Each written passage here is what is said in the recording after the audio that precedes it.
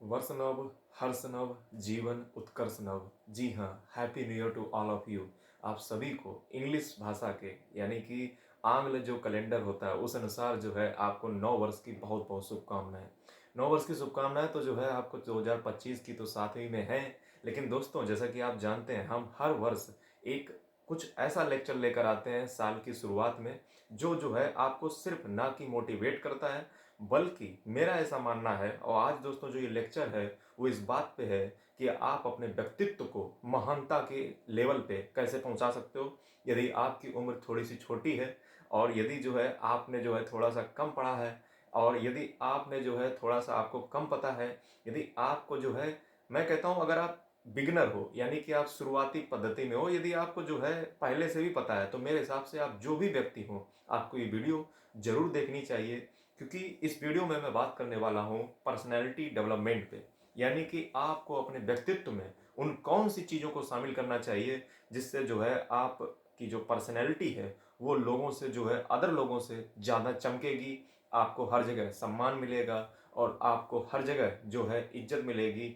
आइए जानते हैं कि आखिर वो कौन सी चीज़ें हैं जो आपके व्यक्ति को उसके व्यक्तित्व को मजबूत बनाती हैं। आखिर वो कौन सी चीज़ें हैं, आइए जानते हैं इस वीडियो में। तो दोस्तों, जैसा कि हम जानते हैं, व्यक्ति जो है मृत्यु उसकी हो जाती है, लेकिन उसके बाद यदि कुछ याद रखे जाते हैं तो वो उसके विचार याद रखे जाते हैं।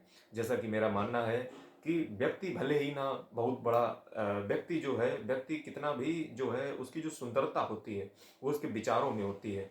लेकिन ये विचार जो है अगर आप पुरातन से देखोगे, सनातन से देखोगे, बहुत पुराने से जो है हमारे पूर्वजों के द्वारा जो है फ्लो करते करते थॉट्स आइडिया फ्लो करते करते आज हमारे में वो विचार आ जाते हैं। लेकिन वो विचार आपके जितने सुंदर होंगे आप उतने ही सुंदर दिखोगे। आपकी ब्यूटी, आपकी चार्मिंग, आपकी जो शाइनिंग है वो उतनी ही ज़्यादा तेज होगी। यानी कि यदि किसी व्यक्ति को अगर चमकना है तो वो जो है अपने विचारों को सर्वश्रेष्ठ बनाए। आज हम उन्हीं विचारों को जो है इस वीडियो में जानेंगे। मैंने कहीं पढ़ा था कि शिक्षा बालक को जो है चमकता हुआ सितारा बनाती है। यानी कि जो एजुकेशन है वो जो है आपको चमकता हुआ सितारा बनाती है। लेकिन वो जो शिक्षा है, वो जो एजुकेशन है, यही आपको चमका सकती है। तो आपका मतलब होगा कि सर, मतलब मुझे पढ़ना पड़ेगा, इसका मतलब मैं कभी चमक ही नहीं सकता हूँ। नहीं, एजुकेशन का मतलब ये नहीं है कि शिक्षा आप ये किताबें पढ़ लेने से जो है आपके विचार बहुत अच्छे बन जाएंगे। यदि आपने उनको ध्यानपूर्वक नहीं पढ़ा तो भी जो है आपका कोई कल्याण होने वाला नहीं है। अब मैं जो है आपको कुछ ऐसी जो है मैं आपको चीज़ें सिखाने वाला हूँ जो है आपकी पर्सनैलिटी डेवलपमेंट में बहुत कारगर साबित होंगी। जैसे पहली चीज़ है कि आपको सदैव जो है, और इस वीडियो में मैं आपको खुश रहने के भी मूल मंत्र बताऊंगा और काफ़ी मोटिवेटेड वीडियो है। बहुत कुछ आप सीख कर जाओगे और अपनी पर्सनैलिटी को बेहतरीन बना के ले जाओगे और आप भारत के एक अच्छे नागरिक, मैं कहता हूँ कुछ भी मत बनिए, सबसे पहले एक अच्छा नागरिक बनिए। और ये वीडियो एक बेहतरीन व्यक्ति, एक बेहतरीन पर्सनैलिटी, एक बेहतरीन करेक्टर, एक बेहतरीन चरित्र का निर्माण करके जाएगा। सबसे पहली चीज़ जो है वो ये है कि आपको जो है ग्रेटिट्यूड का भाव रखना है। ग्रेटिट्यूड का मतलब होता है कृतज्ञता का भाव। मतलब आप जो है अक्सर इस चीज़ में जो है डूबे रहते हो कि मुझे सर ये नहीं मिला, मुझे वो नहीं मिला, मुझे काश जो है 10 करोड़ रुपए और होते, या काश मुझे ये चीज़ मिल गई होती, या काश मुझे वो चीज़ मिल गई होती। इस प्रकार की जब हमारे अंदर इच्छाएं जन्म जन्म लेती हैं, इस प्रकार से जो है हमारे अंदर जब लालच जन्म लेता है, जैसे मैं अगर जो हूँ इस बात पर रहूँ कि जो है मैंने 5 साल से जो है यूट्यूब कर रहा, लेकिन जो है आज तक मुझे कभी एक पेमेंट फूटी कौड़ी नहीं मिली। मैंने 500 से अधिक लेक्चर यूट्यूब पर डाल दिए लेकिन कुछ भी नहीं मिला। तो इस बात से जो है रोने से अच्छा है कि मैं इस बात पे जो है कृतज्ञ रहूं कि मैंने आज तक बहुत अच्छा खासा जो है लोगों का सपोर्ट मिला, लोगों का कमेंट मिला, लाइक्स मिली, लोगों का सब्सक्राइब मिला, और मैंने कहीं ना कहीं निस्वार्थ भाव से जो है मैंने कुछ ना कुछ जो है सोसाइटी को कंट्रीब्यूट किया है, कुछ ना कुछ मैंने दिया है। और मैं शूट कर पा रहा हूँ, मैं बोल पा रहा हूँ, मैं वीडियो ही डाल पा रहा हूँ, इतना ही बहुत पर्याप्त है। कुछ लोगों का हो सकता है मुंह ना हो, कुछ लोगों का हो सकता है बोल ही ना पा रहे हो, कुछ लोग हो सकता है मोबाइल फोन उनके पास ना हो, कुछ हो सकता है उनके पास डाटा ना हो, कुछ हो सकता है उनके पास लाइटिंग सिस्टम ना हो, कुछ हो सकता है उनका स्टूडियो ना हो। यानी कि हमारे पास खुश रहने के हजारों आइडिया हैं, हमारे पास खुश रहने के 50,000 तरीके हैं। लेकिन हम हमेशा इस चीज में दुखी रहते हैं कि ईश्वर ने हमें ये नहीं दिया, ईश्वर ने हमें वो नहीं दिया, ईश्वर ने हमें ये नहीं किया, ऐसा नहीं किया। क्यों हम दोष देते रहते हैं? जैसे अगर हम श्री भगवद गीता से देखें तो भगवान श्री कृष्ण जो है अर्जुन से कहते हैं कि मैं चाहूँ तो इस युद्ध को अभी के अभी समाप्त कर दूं। तो अर्जुन कहता है कि कर दीजिए सर, आप जो है अगर इतना कर ही सकते हैं तो ये दुनिया का युद्ध करने की जरूरत क्या है। तो भगवान श्री कृष्ण अर्जुन से कहते हैं कि मनुष्य अपने भाग्य का निर्माता स्वयं है, ये भाग्य आप ही रचित करोगे। यानी कि अर्जुन जो है आप ही भाग्य का निर्माता करोगे। जैसे अर्जुन से जो है भगवान श्री कृष्ण कहते हैं कि जैसे अर्जुन जो है बहुत काफ़ी व्यथित हो जाता है कि सर जो है मैं नरक जाऊंगा या स्वर्ग जाऊंगा, पता नहीं मेरा क्या होगा, मैं अपनों को ही मारूंगा और पता नहीं मैं भाग्य का निर्माता स्वयं ही बनूंगा या नहीं बनूंगा, ऐसा तो नहीं कहीं कुछ समस्या अनर्थ हो जाए। तो भगवान श्री कृष्ण कहते हैं कि हतो व प्राप्तसी स्वर्गम जित्वा व भोज्यसे महीम तस्मादुत्तिष्ठ कौन्तेय युद्धाय कृत निश्चय। इसका मतलब ये हुआ कि हम सब जो है अपना जो है जो कर्म है उसको निरंतर करते रहें, उसमें जो है हम किसी प्रकार की आसक्ति मत रखें। जैसे मैं जो हूँ डेली वीडियो डालता हूँ, मुझे नहीं पता कि मुझे जो है कब पैसे आएंगे कब पैसे नहीं आएंगे, कोई मतलब नहीं है, ठीक है। मेरा जो है अगर मैं एक दिन वीडियो ना शूट करूँ या 2 दिन वीडियो ना शूट करूँ तो मुझे ऐसा खाली खालीपन लगता है कि आज मैंने कुछ किया नहीं है, मैंने कुछ जो है आज पढ़ाया नहीं है, मैंने कुछ लेक्चर नहीं दिया है। तो इस तरीके की जो भाव है मेरे अंदर से आना लगता है और इसलिए जो है मैं निस्वार्थ भाव से वीडियो भी डाल देता हूँ। इसी प्रकार से हर व्यक्ति को, और मैं ये कार्य क्यों कर पाता हूँ, क्योंकि मुझे कार्य अच्छा लगता है।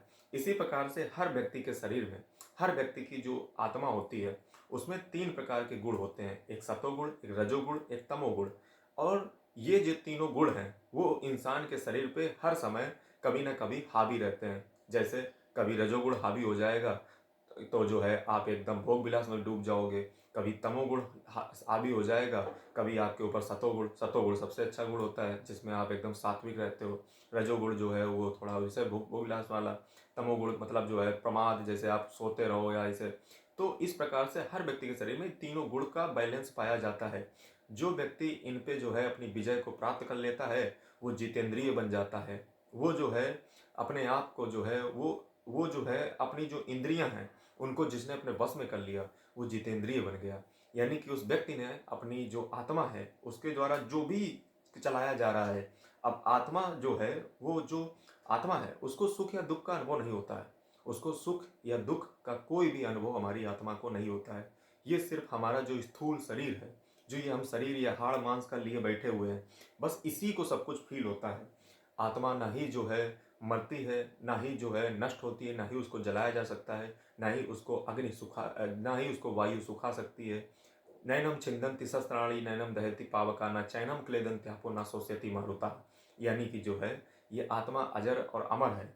ये जो सुख और ये जो दुख है ये सिर्फ हमारे जो ये जो दिमाग है, ये हमारे जो मन है इसी को फील होता है। यानी कि हमें सबसे पहले अपने मन को जीतना पड़ेगा। मन को हम कब जीत पाएंगे, जब हम ये समझ जाएंगे कि हमारा जो सुख है वो इन सब भोग विलासों की चीज़ों में नहीं है, हमारा सुख तो कहीं और है।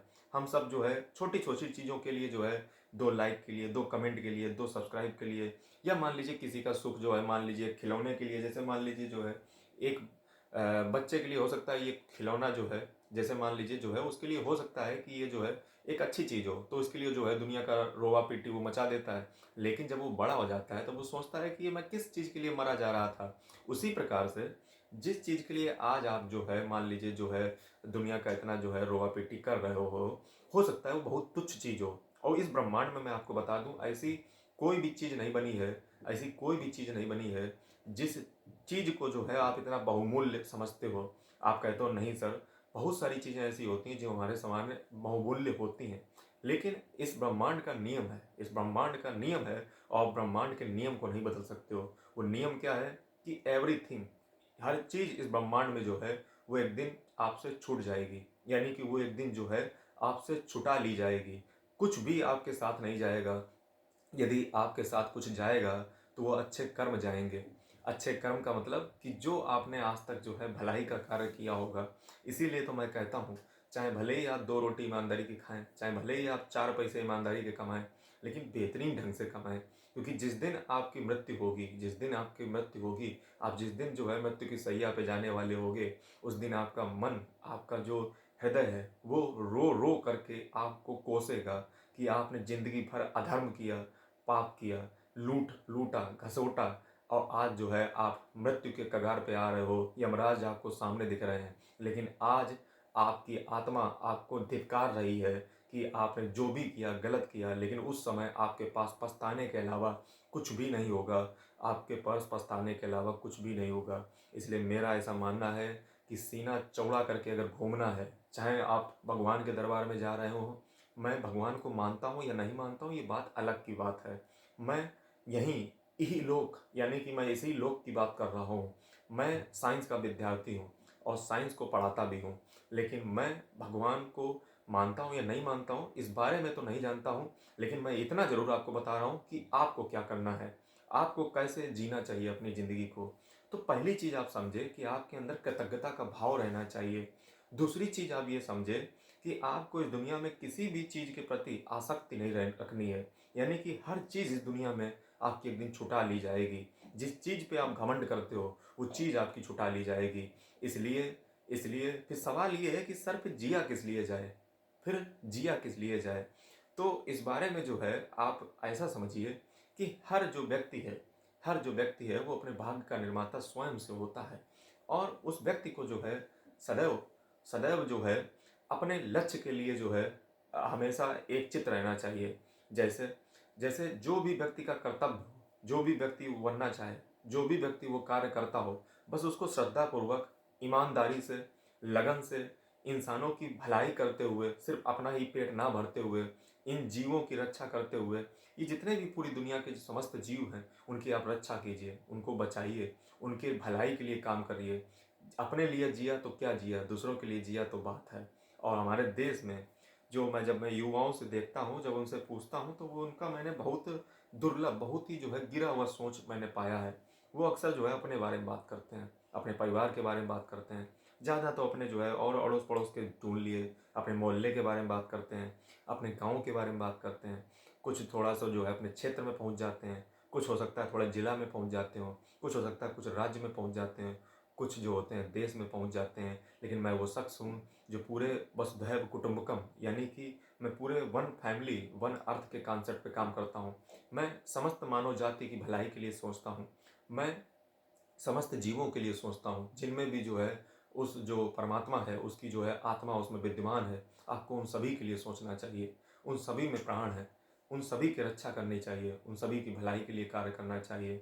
हमेशा हमें जो है ये अपनी पर्सनैलिटी को इस प्रकार से ढालना है कि हमें समस्त जीवों के प्रति दया का भाव आए। यदि दया का भाव आपके अंदर नहीं है, आपके अंदर अगर करुणा नहीं है, यदि आपके अंदर कंपैशन नहीं है, इम्पैथी नहीं है, तो आप जानवर हैं, आप ये मान के चलिए। और आपके अंदर हमेशा से ही किसी भी जीव के प्रति करुणा और दया का भाव होना चाहिए। यानी कि जो एक कायर होता है, देखिए अगला जो पर्सनैलिटी में जो आपके गुण होना चाहिए वो ये होना चाहिए कि आपको कभी भी किसी भी व्यक्ति के ऊपर जो है, आपको अगर कितना भी बड़ा से बड़ा व्यक्ति हो उसको आपको माफ़ कर देना चाहिए। मतलब अब आप कहोगे कि सर मतलब मैं सबको माफ़ कर दूं, नहीं, मैं सबको माफ़ करने की बात नहीं कर रहा हूँ। आपके अंदर सदैव से ही जो है, अगर आपके साथ कोई बुरा करता है, मान लीजिए आपको कोई गाली देता है या आपके साथ गाली गलौज करता है या कुछ भी जो है वो मन से अगर बोल रहा है, जब तक वो आप पर आक्रमण नहीं करता है, अगर वो ऐसा कर रहा है, आपकी निंदा कर रहा है, तो निंदा को आप सुनिए। अगर उसकी बात में कुछ दम है तो उस चीज़ को एक्सेप्ट कीजिए और अपना सुधार कीजिए। निंदक नियरे राखिए आंगन कुटी छवाए, बिन साबुन पानी बिना निर्मल करे सुभाए। यानी कि मेरा ऐसा मानना है कि जब भी जो है व्यक्ति आपकी आलोचना करे, आप उसको सुनिए ध्यान से और उसकी बातों की गहराइयों में जाने की कोशिश कीजिए। क्या वो कहना चाह रहा है? मान लीजिए हो सकता है बेचारे को जो है आप पे गुस्सा आ गई हो, तो गुस्से में जो है कोई व्यक्ति कुछ कह देता है, तो उसको माफ़ कर दीजिए। माफ़ करना एक बहादुर व्यक्ति का, एक बहुत ही ताकतवर व्यक्ति की पहचान है माफ़ करना। एक कमज़ोर व्यक्ति, एक कायर व्यक्ति, एक डरपोक व्यक्ति कभी भी किसी को माफ़ नहीं कर सकता। माफ़ करना आपकी जो है कमज़ोरी की निशानी नहीं है। माफ़ करना जो है आपकी महानता का परिचायक है। यानी कि आप यदि किसी व्यक्ति को माफ़ कर देते हो और जो है उसकी बड़ी से बड़ी गलती को माफ़ करने की, जितना माफ़ करने का आपके आगे जो है अगर आपके अंदर मादा है, जितना जो है आपके अंदर क्षमता है, आप उतने ही महान इतिहास में कहे जाओगे। आप इस चीज़ को समझ लीजिएगा, क्योंकि छोटी मोटी बातों पे जो है हम ध्यान नहीं देते, समझे? यानी कि जो है छोटी मोटी चीज़ों पे ध्यान मत दीजिए। अगला जो पर्सनैलिटी में आपकी गुण होना चाहिए, मैं काफ़ी चीज़ें आपके साथ डिस्कस कर चुका हूँ। पहला मैंने कहा आपको सदैव कृतज्ञता का भाव रखना है, यानी कि जो भी मिला है आप उसमें खुश रहें और कोशिश करें कि अपना जो है ईमानदारी पूर्वक, आपको महत्वाकांक्षी अगर बनना है, आप कहोगे सर इसका मतलब मैं सिकंदर नहीं बनूँ, बन सकते हो, लेकिन काम आपका ईमानदारी पूर्ण से होना चाहिए, उसमें किसी प्रकार का अधर्म नहीं शामिल होना चाहिए। आप महत्वाकांक्षी जरूर बनिए। हर जीव, कुछ लोग कहते हैं कि सर मैं ईश्वर को नहीं मानता हूँ, हर जीव में जो है महत्वाकांक्षा होती है। वो हमेशा अपने चरमता के लेवल पे पहुंचना चाहता है, वो हमेशा महानता के लेवल पे पहुंचना चाहता है। ये गुण किसका है? ये हमारे ईश्वर का ही तो गुण है, क्योंकि उसी का जो अंश है वो हम में विद्यमान है। इसलिए हमारी भी आत्मा हमेशा एक महानता के लेवल को ही प्राप्त करना चाहती है। फिर मैंने आपको बताया कि आपको जो है सदैव अपनी आलोचना अगर हो तो उसको माफ करना सीखिए, जवाब देना मत सीखिए, क्योंकि आपका जो लेवल है, आप कभी जो है कुत्ते के साथ नहीं भिड़ सकते, समझे? अगर आप जो है कुकुर के साथ भिड़ोगे तो जो है आपकी ही बुराई होगी, आप ही हार जाओगे। इसलिए लड़ाई सदैव उन्हीं से करें। पहली बात तो करें ही ना, पहली बात तो दुश्मनी दुश्मनी करनी नहीं, समझे? दुश्मनी दुश्मनी करनी ही नहीं है, समझे? आपको जैसे कुछ लोग कहते हैं कि मेरी उनसे दुश्मनी चल रही है, मैं आपको जो है प्रैक्टिकल बता देता हूँ। आपको कभी किसी से दुश्मनी नहीं करनी है। अगर कोई आपसे कर लेता है, आपसे नहीं बोलता है, इस प्रकार की अगर कर लेता है कोई बात नहीं, लेकिन आपको जो है कभी से भी किसी से कह करके कि सर मुझे आपसे दुश्मनी है, ऐसे कभी नहीं करना है। हाँ, अगर कोई व्यक्ति नहीं चाह रहा है तो उसका मर्जी है, लेकिन आपको नहीं करना है, क्योंकि रियल वर्ल्ड में अगर देखा जाए तो दुश्मनी और दोस्ती जैसा कुछ होता नहीं है। ये दोनों ही एक निश्चित अनुपात में रहते हैं, एक निश्चित रेशियो में रहते हैं, और ये जितनी जल्दी आप इस चीज़ को सीख जाओगे उतना ही जल्दी आप समझ जाओगे कि दुश्मनी और दोस्ती जैसी इस दुनिया में कोई भी चीज़ नहीं होती है। इस दुनिया में अगर कुछ होता है तो व्यक्ति का मतलब स्वार्थ होता है, यानी कि आपको ये सब फालतू की चीज़ें नहीं करनी है। नेक्स्ट थिंग की अगर मैं बात करूँ तो नेक्स्ट थिंग ये है कि हर व्यक्ति इस दुनिया में अगर देखा जाए तो हर व्यक्ति जो है वो ज्ञान को प्राप्त करना नहीं चाहता है। मतलब वो जो है, आप अपने व्यक्तित्व को कैसे महान बना सकते हो जब आप नई नई चीज़ों को सीखो। हमारे सिर्फ इस वीडियो मात्र देख लेने से मात्र नहीं हो जाएगा, क्योंकि समय बदलता है। समय के अनुसार जो है धर्म का जो मार्ग है वो भी बदलता रहता है। धर्म हर व्यक्ति का अपना अलग होता है, वो पर्सनल होता है, वो उसके ऊपर डिपेंड करता है। हम किस प्रकार से धर्म का चुनाव करते हैं यह हमारे ड्यूटी, हमारे कर्तव्य के अनुसार डिसाइड होता है। इस प्रकार से अगर देखा जाए तो हर व्यक्ति को ईमानदारी से कर्तव्य से अपना कार्य करना चाहिए, लेकिन हमें जो है, हमारा जो मन है वो हमेशा उधर इधर डेविएट करता रहता है, वो हमेशा उधर इधर भगाता रहता है। वो चाहता है कि आप जो है मन की जो इंद्रियां हैं उनको जो है छोड़ दें, और जैसे ही आप उनको छोड़ोगे तो वो फिर जो है गलत दिशा में चल पड़ेंगे। यानी कि मन को कंट्रोल करने का क्या उपाय है? तो मन को कंट्रोल करने के दो उपाय हैं। पहला उपाय है, आप जो है निरंतर प्रयास करें अपने मन के जो घोड़े हैं उनको पकड़ने का। आप निरंतर प्रयास करेंगे, वो भागेंगे, मन आपका फिर भागेगा, क्योंकि मन की गति बहुत तेज होती है। मन भागेगा, लेकिन आप पुनः पकड़िए, पुनः खींच कर लाइए, प्रयास करते रहिए, वो एक दिन आपका गुलाम बनेगा, और जरूर बनेगा। जिस दिन बन गया आप जितेंद्रिय हो जाओगे, आप मन को जीत लोगे। दूसरा तरीका ये है कि एक बार मान लीजिए आपने कंट्रोल कर लिया, लेकिन क्या गारंटी है दोबारा फिर ना भाग जाए? उसका एक ही तरीका है कि आप वैराग्य के मार्ग को अपनाएं। वैराग्य का मतलब होता है कि आप दुनिया के जो है, जो ढोंग तमाशे, शॉर्ट रील या कुछ जो गंदे चीज़ें होती हैं उनको करना बंद कर दीजिए। अगर आप ऐसा करते हैं, अगर आप वैराग्य के मार्ग पे चलते हैं, तो यकीनन आपका मार्ग उधर नहीं जाएगा, आप सही पथ पे रहोगे और आपका दिमाग भ्रमित नहीं होगा। आप अपनी ज़िंदगी से अपने लक्ष्य को अलाइन कीजिए। आपके लक्ष्य में जो भी व्यक्ति बाधा आए, जो भी बाधा आए, उसको निकाल करके बाहर फेंक दीजिए, तभी आप अपने लक्ष्य को अचीव कर सकते हो। आप एक साथ दो नावों पर पैर को कभी मत धरिए। अगली चीज़ की बात करते हैं। तो अगला जो यहाँ पे मैं आपको बताने वाला हूँ वो इतनी इंटरेस्टिंग बात है, वो आपको जो है समझ आएगी। वो बात क्या है? वो बात ये है कि आप जो है साइकोलॉजी की व्यक्ति के समझने की कोशिश कीजिए। जैसे हर व्यक्ति जो है, जो भी व्यक्ति कुछ बोलता है, जैसे मैं इस समय जो भी कुछ बोल रहा हूँ वो जो है मेरे विचारों पे डिपेंड करता है। लेकिन मेरे विचार कहाँ से बनते हैं? तो मेरे विचार बनते हैं जो मेरे व्यक्तित्व पे आज तक का असर रहा होगा, या तो मैंने जो भी पढ़ा होगा, या जिन लोगों से मैं मिला होऊंगा, या घर का रहन सहन, या सोसाइटी का रहन सहन, या अब तो सोसाइटी पूरी मोबाइल में ही बन चुकी है, या मोबाइल में मैंने जो देखा होगा, या मोबाइल में मैंने जिन्हें फॉलो करता हूँ, या मोबाइल में जो रील्स या जो शॉर्ट या जो वीडियोज या जिन्हों से भी मैंने सीखा होगा, उनसे जो है हमारे विचार बनते हैं, और जिस व्यक्ति के विचार महान होते हैं वो ऑटोमेटिक महान हो जाता है। इसलिए अपने विचारों को रिफाइन करने के लिए हमें निरंतर जो है इस प्रयास में रखना है कि मैं कुछ नहीं जानता हूँ। मतलब मैं अगर सुकरात के शब्दों में कहा जाए तो वो कहता है कि मैं इस दुनिया का सबसे बुद्धिमान व्यक्ति हूँ, इस दुनिया का वाइजेस्ट मैन हूँ, लेकिन मैं ये जानता हूँ कि मैं कुछ नहीं जानता हूँ। और ये जो है इस ब्रह्मांड का सर्वमान्य सत्य है। आप जितनी जल्दी, जितने विनम्र बन जाओगे, आपकी पर्सनैलिटी, आपका व्यक्तित्व उतना ही निखर करके बाहर आएगा। आप जितने ही घमंड में रहोगे, देखिए घमंड में जो व्यक्ति रहता है उसको क्रोध बहुत जल्दी आता है। इसलिए जिस व्यक्ति को क्रोध ज़्यादा है, आप समझ जाइए वो घमंड का जो है घोतक है, यानी कि वो घमंड को दिखा रहा है। अब वो कहेगा कि नहीं ये घमंड नहीं है, ये घमंड ही है। इसका एग्जाम्पल आप ऐसे ले सकते हो, अगर मान लीजिए जिस व्यक्ति को आप गुस्सा दिखा रहे हो, मान लीजिए आप एक आम नागरिक हो देश के, उसी जगह अगर वहीं पे प्राइम मिनिस्टर होता तो क्या आप उनसे उनसे ऐसी गुस्सा दिखा सकते थे? तो इसका जवाब निकलेगा नहीं सर, उनसे नहीं दिखा सकते, क्योंकि वो व्यक्ति बड़ा है। क्यों बड़ा है? इसका मतलब आपने अपने आप को बड़ा मान लिया है उस व्यक्ति के लिए, इसीलिए आपको गुस्सा आ रहा है। गुस्सा आने का मतलब, क्रोध का सीधा सा मतलब होता है आप जो है अपना घमंड, अपना अहम, अपना मैं, अपना जो है दूसरों के ऊपर दिखाने की कोशिश कर रहे हो। तो मैं ये कह रहा था कि जिस भी व्यक्ति को बारे में जो है जो विचार बनते हैं, जैसे मेरे जो विचार बने वो इन सारी चीज़ों से मेरे प्रभावित होते हैं। यानी कि आपको अपने विचार अगर बेहतरीन बनाने हैं तो आपको बेहतरीन पढ़ना पड़ेगा, आपको ज्ञान रखना पड़ेगा। मैं ये नहीं कह रहा हूँ कि आप किताबें ले लें, ऐसे जो है पढ़ने लगें, ठीक है प्रोफेसर बन जाएं।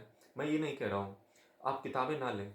मैंने कहा है सीखिए, किसी से भी सीखिए, आप व्यक्तियों से सीखिए, आप व्यक्तियों से बात कीजिए, आप लोगों से सीखिए, आप विनम्र रहिए, विनम्र रहिए। अगर आपके अंदर वाकई में बहुत ज्ञान होगा तो आप उतने ही विनम्र व्यक्ति होगे। जो अधजल गगरी छलकत जाए, मतलब जो जिसके अंदर जैसे ना एक सिक्के होते हैं, जिसके अंदर कम होता है वो खनकता ज़्यादा है। तो वैसे जो है जितने आप गहरे समुद्र में उतरोगे तब आपको समझ आएगा कि ब्रह्मांड कितना बड़ा है। मतलब हम जिसमें रहते हैं, मान लीजिए मैं किसी गांव में रहता हूँ, गांव के बाद आता है क्षेत्र, उसके बाद जो है क्षेत्र के बाद ब्लॉक आता है, ब्लॉक के बाद जो है जिला आता है, जिला के बाद जो है डिस्ट्रिक्ट के बाद जो है स्टेट आता है, स्टेट के बाद जो है हमारा देश आता है, देश के बाद पूरी दुनिया आती है, और दुनिया के बाद जो है वर्ल्ड के बाद जो है पूरे वर्ल्ड के बाद जो है प्लैनेट, ये हो गया अर्थ हो गया। अर्थ के बाद जो है 9 प्लैनेट हैं, इस सन के अराउंड घूमते रहते हैं। उन 9 प्लैनेट में एक मेरा प्लैनेट है। और इस प्रकार से अगर देखा जाए तो ब्रह्मांड में कितने तारे होंगे, मतलब हमारी ही सिर्फ गैलेक्सी मिल्की वे की मैं बात कर रहा हूँ, हमारी ही गैलेक्सी में कितने सारे तारे होंगे। और उन तारों में से एक तारा है सन, और उस सन में एक प्लेनेट है अर्थ, और उस अर्थ में 200 लगभग देश हैं। उन 200 देशों में लगभग जो है एक भारत देश है। उस एक भारत देश में कम से कम 1.5 बिलियन पॉपुलेशन में एक व्यक्ति, एक होमोसेपियंस मैं हूँ। मेरी औकात ही क्या है? एक गैलेक्सी, उसमें इतने तारे, उसमें एक तारे में मैं जिसका नाम सन, वहां पे मेरी क्या औकात है? सोचिए ऐसी कितनी सी गैलेक्सी हैं, और बहुत सारी गैलेक्सी को मिलाकर के एक यूनिवर्स बनता है, एक ब्रह्मांड बनता है। और हो सकता है ब्रह्मांड के ऊपर भी कोई चीज हो, यानी कि मल्टीवर्स हो। यानी कि जब मैं इस ब्रह्मांड में अपने आप को देखता हूँ और पाता हूँ तो मैं काफी विनम्र हो जाता हूँ। जो इस सच्चाई को जान लेता है वो समझ जाता है कि मुझे दरअसल कुछ नहीं पता। मैं अभी मैं कहता हूँ 1% भी ज्ञान हम लोगों के पास अभी नहीं है। अगर पूरी दुनिया का ज्ञान भी एक साथ कर लिया जाए, 1% भी हम नहीं जानते इस ब्रह्मांड के सच्चाई के बारे में। अध्यात्म आगे चलता है, विज्ञान पीछे पीछे चलता है, क्योंकि अध्यात्म ही वो प्रकाश है, अध्यात्म ही वो टार्च बियरर है, वो लाइट ले जाने वाली मसाल है, जो ये गाइड करती है कि इंसान किस ओर जाएगा, किस मोरल वैल्यूज से जाएगा, किस सत्य की तलाश में कहाँ तक जाएगा, कितना जाना है, कितना अंदर जाना है, किसकी खोज करनी है। ये सारी चीज़ें अध्यात्म से तय होती हैं। माना कि विज्ञान बड़ा है, लेकिन अध्यात्म सर्वमान्य बड़ा है। अध्यात्म विज्ञान को गाइड करता है। हर व्यक्ति के पहले जो है एक फिलॉसफी आई थी, एक दर्शन आया था, एक व्यक्ति की कल्पना थी, उस कल्पना पे जो है विज्ञान को गढ़ा गया है।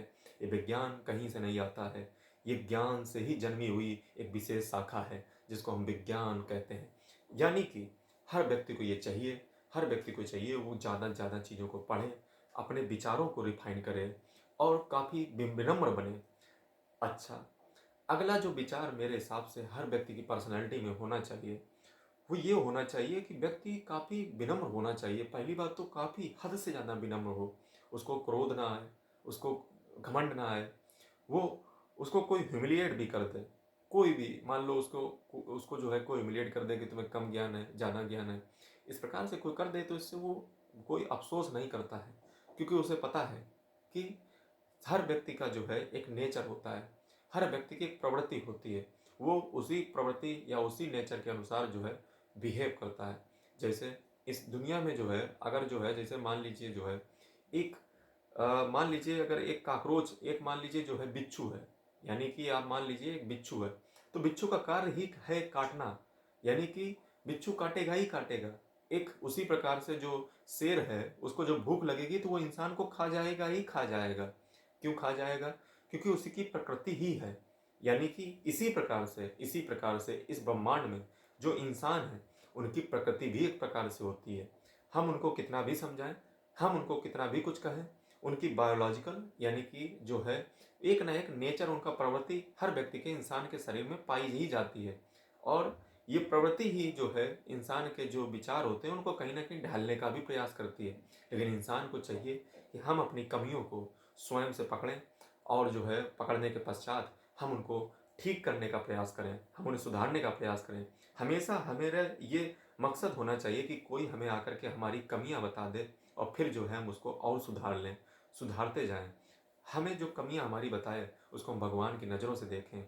और यदि जो है कोई व्यक्ति यदि जो है कोई भी व्यक्ति हो, अगर जो है वो अपने ज्ञान पे घमंड ना करे, कभी भी अपनी किसी भी चीज़ पे घमंड ना करे, क्योंकि कुछ भी जो है आपके साथ इस दुनिया में नहीं जाने वाला है।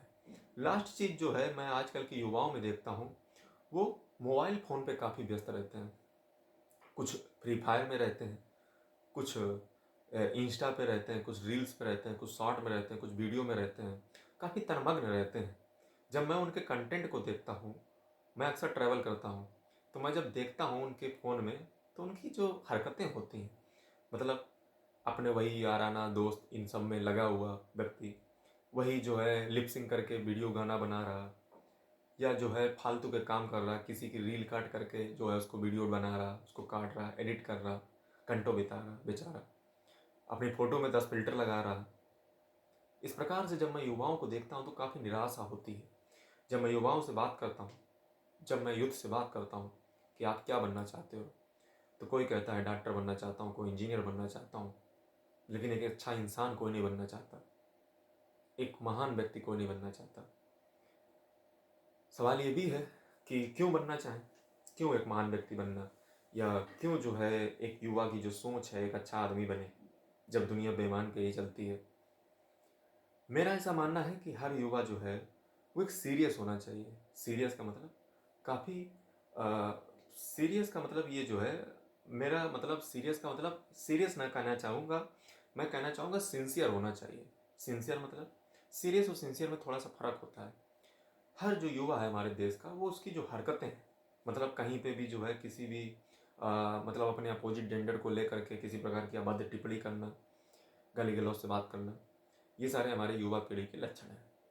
उसे ज्ञान का कुछ भी अता पता नहीं है, वो स्कूल में सिर्फ जो है ऐसे मौज काटने जाता है, विकसित भारत का सपना देखता है, युवाओं को गुमराह किया जाता है, सपने दिखाए जाते हैं, तारतम्यता गढ़ी जाती है, उन्हें ये दिखाया जाता है कि हम तुम्हें जो है ये बना देंगे, ऐसा कर देंगे, कोचिंग इंडस्ट्री से फैलती है, फलिस होती है।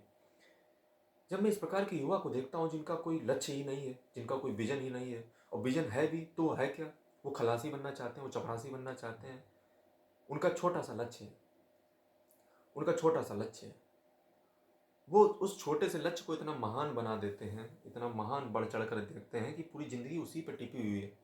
मतलब ये भोग विलास की ज़िंदगी, इसी पे उनकी ज़िंदगी कट जाएगी, ऐसा वो सोचते हैं, ऐसा वो विचारते हैं। मेरा ऐसा मानना है कि युवाओं के मन में एक नया जोश होता है, एक नई कल्पना होती है, एक नई जिज्ञासा होती है, एक नई जिज्ञासा होती है, जीने की इच्छा होती है, नई रचनाएं गढ़ने का उनके अंदर मादा होता है, नई क्रिएटिविटी होती है, हर प्रकार की चीज़ें उनके अंदर पाई जाती हैं। लेकिन हमारे देश का युवा, इसमें कुछ सरकारों का भी रोल है, लेकिन कुछ युवाओं का भी रोल है। मैं देखता हूँ कि बहुत ही कम ऐसे माइंड पाए जाते हैं हमारे देश में जो कहीं ना कहीं इंडिपेंडेंट थिंकिंग नहीं करते हैं। इंडिपेंडेंट थिंकिंग का मतलब है कि वो कहीं ना कहीं बड़ा लक्ष्य नहीं देखते हैं। उनके लक्ष्य की जब मैं गहराई को देखता हूँ तो काफ़ी उनके तीक्ष्ण, मतलब अगर देखा जाए तो काफ़ी गिरे हुए स्वप्न हैं उनके। और जो सबसे मैं दयनीय स्थिति देखता हूँ युवा की, तो वो ये देखता हूँ कि वो जो है बहुत छोटे छोटे लक्ष्यों में जो है अपने आप को खुश मानता है और अपना ही भलाई का सोचता है। ये सबसे उसके दुख की बात है। मतलब ज़िंदगी जिया अगर अपने लिए जिए तो बेकार है ऐसी ज़िंदगी। ऐसी ज़िंदगी बेकार है, अपने लिए सिर्फ अगर जिए। और इसको वो काफ़ी सर्वमान्य मानता है और वो लूट खसोट करके दुनिया का पैसा इकट्ठा करता है। मैं जब ऐसा देखता हूँ युवा भारत का तो काफ़ी निराश होता हूँ। युवा तो वो है जो है आसमान को जो है एक कर दे, इस ब्रह्मांड के कोनों को पार कर दे, इस ब्रह्मांड के रहस्यों का पता लगाए, सिंसियर हो, थोड़ा सा सोचने वाला हो, थोड़ा सा पढ़ा लिखा हो, जल्दीबाजी में जो है गुस्सा ना हो, नाराज ना हो, हर व्यक्ति के आलोचनाओं को जो है आराम से धैर्य से सुन करके खड़ा हो पाए, किसी भी फैसले को बहुत ही जल्दबाजी में ना ले, एकदम एग्रेशन में ना आए, काफ़ी धीरे से बिहेव करे, काफ़ी शांत से सोचे। मैं ऐसे युवाओं की कल्पना करता हूँ। मैं ऐसा युवा देखना चाहता हूँ जिसमें जो है स्वामी विवेकानंद जी दिखें, जिसमें उनके थॉट्स दिखें। वो रेशनल हो, वो तार्किक हो, कहीं कहीं आध्यात्मिक भी हो, लेकिन वो जो भी करे एक महान लक्ष्य के लिए करे, दुनिया भर के लिए किए, दुनिया की भलाई के लिए करे, ईमानदारी से करे। वो जो भी करे ईमानदारी से करे, लगन से करे और इस देश का अच्छा नागरिक बने, मानवता के लिए कार्य करे, मानवता को शर्मसार ना करे और जो जिंदगी है उसको एक इस प्रकार का मोड़ दे, इस प्रकार में ढाल दे ताकि आने वाली पीढ़ियां उसे याद करें। उसके जो बताए गए नियम थे, जो कानून थे, जो वकालत थी, जो विचार थे, उनको कहीं ना कहीं उसको सरोकार करें, उनको कहीं ना कहीं अपने दिमाग में गढ़े और ये दिखाए कि ऐसे भी सोचा जा सकता है। वो ऐसा होना चाहिए जिसको लाखों लोग फॉलो करें, लाखों लोग उसको सुने, देखें, माने, लेकिन जो है उसके जो विचार हैं वो महान होने चाहिए। एक व्यक्ति अपने विचारों का ही पुतला होता है, अपने निर्णय जो होते हैं, एक व्यक्ति जो है अपने निर्णय का ही मतलब प्रोडक्ट होता है। आप जो डिसीजन लेते हैं वो डिसीजन ही आपको जो है कहीं ना कहीं सर्वथा आपको महान बनाते हैं। इसलिए अपने निर्णय बहुत ही सोच समझ के लीजिए। आप एक ऐसे व्यक्ति बने जो समाज में जब बैठें तो काफ़ी सिंसियर हो, आपके अंदर ज्ञान तो प्रगाढ़ हो लेकिन आपके अंदर घमंड बिल्कुल ना हो, आपके अंदर ताकत बहुत हो, आपके अंदर पावर बहुत हो, लेकिन आपके अंदर घमंड बिल्कुल ना हो, आपके अंदर दोस्ती और दुश्मनी का भाव तो कभी आता ही ना हो। आप सबका साथ सबका विकास का काम करें, सबको साथ लेकर चलें। डॉक्टर श्री रतन टाटा जी ने कहा था कि यदि आप बहुत तेज़ दौड़ना चाहते, बहुत अगर जल्दी पहुंचना चाहते हो तो जो है आप जो है जैसे हमारे पीछे लिखा हुआ है, if you want walk fast, यानी कि अगर जो है आप वॉक यानी कि तेजी से दौड़ोगे तो जो है अगर आप जो है तेजी से दौड़ना चाहते हो तो वॉक अलोन। अगर आप तेजी से दौड़ना चाहते हो तो आप अकेले चलिए, लेकिन but you want to walk far, walk together. लेकिन अगर आप दूर तक दौड़ना चाहते हो, क्योंकि दूर तक दौड़ने में जो है आपको सबका सहयोग चाहिए होगा। एक विकसित भारत के सपने को जो है साकार करने के लिए हमें सबका सहयोग करना होगा, हमें सबका साथ चाहिए, तभी जो है ये भारत डेवलप्ड इंडिया बन सकता है। और इस डेवलप्ड इंडिया को बनाने में जो सरकारें 2047 का भारत का वादा कर रही हैं विकसित भारत बनाने का, हमें तो उसका तो नहीं पता, मैं उसका तो नहीं जानता हूँ, ठीक है, मैं उस तरह समय का तो नहीं जानता हूँ, लेकिन मेरा ऐसा मानना है कि अगर जो भारत को विकसित भारत बनाना है तो रतन टाटा के शब्द काफ़ी काम आने वाले हैं। वो अकेले दौड़ने से नहीं चलेगा, वो सिर्फ मोदी जी या राहुल जी इनके दौड़ने से नहीं चलेगा, वो हम सब के साथ लेकर के चलेगा, वो हम सब के साथ से मिलके बनेगा। यानी कि जो rocks oaks of the state, यानी कि एक जो राज्य होता है वो राज्य कहीं एकदम अपने आप से उखड़ करके नहीं निर्माण हो जाता है। राज्य की जो कल्पनाएं होती हैं, राज्य की जो जड़ें होती हैं, जो राज्य की बुद्धि होती है, जो राज्य की कल्पना होती है, जो आइडल स्टेट की अवधारणा होती है, वो उसके नागरिकों में रहती है। और जब ये देश का युवा, जो देश का नया नागरिक है, उसके अंदर ही जब इस प्रकार की विचार, उसके थॉट्स, उसके मन में जो है इस प्रकार के संकीर्ण विचारधारा, नैरो माइंडेड सोच और इतनी घटिया सोच जब उसके दिमाग में जाती है तो कहीं ना कहीं वो देश विकसित होने से पहले ही रुक जाता है। वो देश कभी विश्व गुरु नहीं बन सकता। मेरा तो ऐसा मानना है भारत पहले से ही विश्व गुरु है, लेकिन जो है ये भारत की कल्पना है। एक विकसित भारत अगर हमें बनाना है तो हमें अपने जो देश है उसके जो नागरिक हैं, खासकर जो यूथ है, जो युवा है, क्योंकि जब युवा शिक्षित होगा तो आगे चल के एक बेहतरीन देश का निर्माण करेगा। आज का युवा राजनीति में नहीं आता है, आज का युवा पॉलिटिक्स नहीं करता है, वो घर में तो कर लेता है लेकिन देश की राजनीति से उसको कोई सरोकार नहीं है। वो अपने लक्ष्य में लगा हुआ है, वो अपने में ही खोआ हुआ है, उसका लक्ष्य जो है काफ़ी गिरा हुआ है। वो अपने सुख को ही सर्वथा संत अंतिम सुख मानता है। उसको नहीं पता है आपका लक्ष्य सिर्फ अपने लिए ही कार्य करना नहीं है, दूसरों के लिए भी जिया जाए, समझे। तो मैं चाहता हूँ कि अगर देश हमारा भारत विकसित बनेगा तो वो कहीं ना कहीं हमारे युवाओं के दम पे ही बनेगा। लेकिन उन युवाओं को एक सही दिशा, एक सही मार्ग, एक सही दिशा निर्देशन अगर मिल जाए और हमारी जो सरकारें हैं कहीं ना कहीं उस युवाओं को गाइड करें, उन्हें एक अच्छी शिक्षा, एक अच्छा माध्यम, एक अच्छा एनवायरनमेंट, एक अच्छा पर्यावरण, एक अच्छा सराउंडिंग अगर उनको दिलाया जाए तो कहीं ना कहीं हमारी जो कल्पना है उसको साकार रूप देने में, जो ये अमूर्त कॉन्सेप्ट है, इंटेंजिबल कॉन्सेप्ट है, उसको मूर्त रूप देने में हमारा अगर कोई व्यक्ति, जो हमारे देश का भविष्य है, जो हमारे देश का विजन है, जो हमारे देश का लीडर है, वो आने वाला युवा है। और इस युवा के हाथों में हमें आने वाले समय की बागडोर सौंपनी पड़ेगी। और ये जब बागडोर हम उनके हाथों में सौंपेंगे तो सर्वप्रथम हमें उनको जो है टेस्ट करना पड़ेगा। और जब हम उनको टेस्ट करने निकलेंगे तो हमें उन्हें विज्ञान और अध्यात्म और जो सोशल इंटेलिजेंस होता है, यानी कि जो इमोशनल इंटेलिजेंस होता है, उनको तमाम स्किल्स देनी पड़ेंगी, तमाम चीज़ें सिखानी पड़ेंगी और एक जो महान व्यक्तित्व की मिसाल होती है वो उनमें डालनी पड़ेगी। सबसे पहली अगर कोई भी चीज़ उनके दिमाग में बसनी चाहिए वो है राइचसनेस। जैसे डॉक्टर कलाम ने, हमारे देश के जो डॉक्टर कलाम थे, उन्होंने एक बार यूनाइटेड नेशन में कहा भी था कि व्यक्ति के व्यक्तित्व बहुत मैटर करता है। एक से क्लास फर्स्ट से लेकर के 8 तक व्यक्तित्व के पे काम होना चाहिए, व्यक्तित्व चरित्र का निर्माण होना चाहिए इस देश में। और जब वो चरित्र पर बात करते हैं तो वो कहते हैं, when there is richness in the heart then there is beauty in the character. when there is righteousness in the heart, when there is beauty in the character, when there is beauty in the character, then there is order in the when there is beauty in the character, then there is harmony in the home. When there is harmony in the home, then there is order in the nation. When there is order in the nation, then there is peace in the world. यानी कि जब जो है, आपने क्या देखा इन लाइनों में, आपने इन लाइन्स में ये देखा कि डॉक्टर कलाम जो थे वो कितनी सोच महान रखते थे।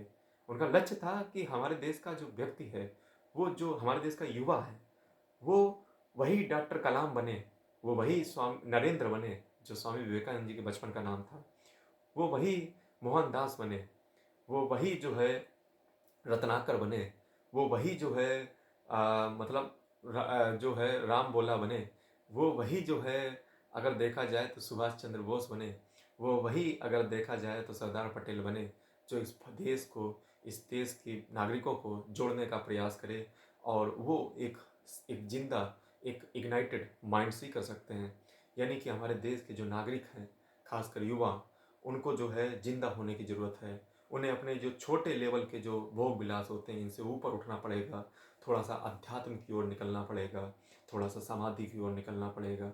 तब हम ये पाते हैं और ये जो जानते हैं कि ये जब युवा आगे चल कर के हमारे देश की कमान संभालेगा, जब ये राजनीति करेगा, जब ये अपने विचारों को जो है प्रकट करेगा, इस देश का लोकतंत्र अवश्य बनेगा। इस देश का लोकतंत्र उन्हीं से है, क्योंकि जब वो सवाल उठाते हैं तो बड़े बड़े सुरमा डर जाते हैं। और ये जो युवा है, इसको जो है कहीं ना कहीं हमारे देश के युवाओं का जो ताकत है, उसको जो एक्सप्लॉइट हो रही है, जो जा रही है, वो गलत डायरेक्शन में जा चुका है, उसको मोड़ने की ज़रूरत है, उसकी पावर को चैनलाइज करने की ज़रूरत है। लेकिन उससे पहले हमें उसके व्यक्तित्व, उसके चरित्र का निर्माण करना पड़ेगा। चरित्र अगर पवित्र है तो क्यों है ये दशा तेरी, ये पापियों को हक नहीं जो लें तेरी परीक्षा तेरी। ये बात आप गांठ बांध दीजिए। तो उम्मीद करता हूँ दोस्तों, आज के 1 जनवरी 2025 का ये लेक्चर था और इस साल की शुभारंभ मैंने इस लेक्चर के साथ कर दी है। मैं हमेशा से चाहता हूँ कि कुछ नया मोटिवेशन दिया जाए, कुछ नया सिखाया जाए, इस देश को कुछ दिया जाए, तन समर्पित, मन समर्पित, जीवन समर्पित।